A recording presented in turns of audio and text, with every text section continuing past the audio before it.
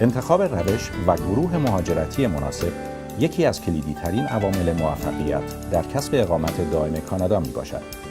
در این برنامه به مقایسه روش مهاجرت از طریق سرمایه‌گذاری به کانادا، دولت فدرال و یا کبک می‌پردازیم. شما بیننده پرشن وب تیوی هستید. سرمایه‌گذاری یکی از روش‌های متداول مهاجرت تجاری به کانادا است. خانم هورزاد صالحی، مشاور مهاجرت، در این مورد برای ما توضیح می‌دهند. به طور کلی کسانی که میخوان از طریق سرمایه گذاری برای مهاجرت به کانادا اقدام بکنن باید واجد یک سری شرایط باشن. مثلا $800,000 دارایی خالص داشته باشن، 2 سال از 5 سال گذشته سابقه مدیریت داشته باشن، تمایل داشته باشن مبلغ $400,000 کانادا رو به مدت 5 سال سرمایه گذاری بکنن و یه سری از شرایط دیگه مثل سکیوریتی چک، پلیس چک و مدیکال که خب در تمام رشته ها مشترک هستش. به طور کلی 2 روش از روش های مهاجرت از طریق سرمایه گذاری خیلی طرفداران بیشتری داره و اون روش سرمایه گذاری فدرال و کبک هست. ممکنه این 2 مورد رو برای ما مقایسه کنیم؟ اینها در یک سری از شرایط به هم شبیه هستند، در یک سری از شرایط متفاوت هستند. مثلا در مورد تجربه مدیریتی باید خدمتتون عرض کنم که همونطور که گفتیم باید فرد 2 سال از 5 سال گذشته رو سابقه کار مدیریت داشته باشه از زمانی که فایل تحویل سفارت داده میشه. تنها تفاوتی که اینجا موجوده اینه که دولت کبک تعداد رشته های بیشتری رو از مدیریت مورد پذیرش قرار میده.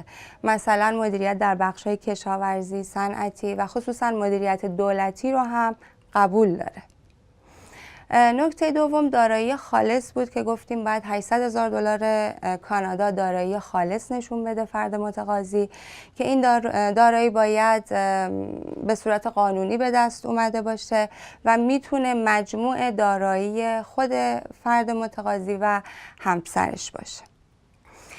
اینجا هم نکته‌ای که باید در مورد کبک براتون ذکر کنم اینه که دولت کبک اگر شما دارایی رو به عنوان هدیه دریافت کرده باشین باید حتما ازش 6 ماه گذشته باشه تا مورد پذیرش قرار بده.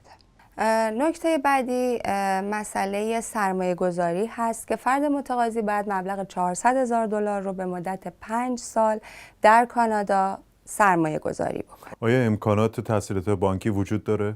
بله، امکان استفاده از تسهیلات بانکی هم وجود داره و مؤسسات مالی این پول رو به جای فرد متقاضی سرمایه گذاری میکنن و در عوض فرد متقاضی $120,000 رو پرداخت میکنه به این مؤسسات مالی که هیچ گونه بازگشتی هم نداره.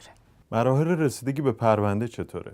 در مورد دولت فدرال طی 1 مرحله رسیدگی میشه به پرونده که مدارک به سفارت فرستاده میشه.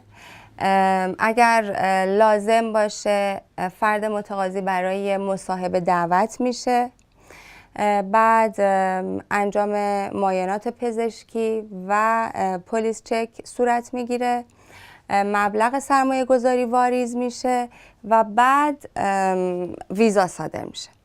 اما در مورد کبک کاملا متفاوت هست چون 1 مرحله اضافه تر از فدرال وجود داره و اون این که در ابتدا فایل فرد سرمایه گذار به دولت کبک فرستاده میشه، اونجا مورد بررسی قرار میگیره و اگر لازم باشه برای مصاحبه دعوت میشه.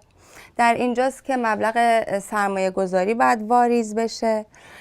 بعد از اینکه مبلغ سرمایه گذاری و احیانا مصاحبه انجام شد، 1 برگه به اسم Selection Certificate یا گواهی گزینش صادر میشه که به همراه بقیه مدارک این دوباره به دولت فدرال تحویل داده میشه تا دولت فدرال هم بررسی نهایی رو بکنه و بعد انجام پلیس چک و مدیکال هست که نهایتاً ویزا صادر میشه.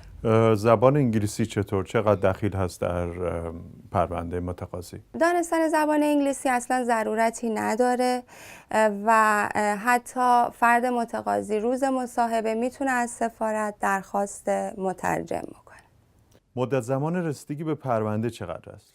برای فدرال در حال حاضر بین 28 تا 37 ماه طول میکشه، اما برای دولت کبک بین 11 تا 28 ماه طول. با تشکر از حضور شما. شما بیننده پرژن وب تیوی هستید.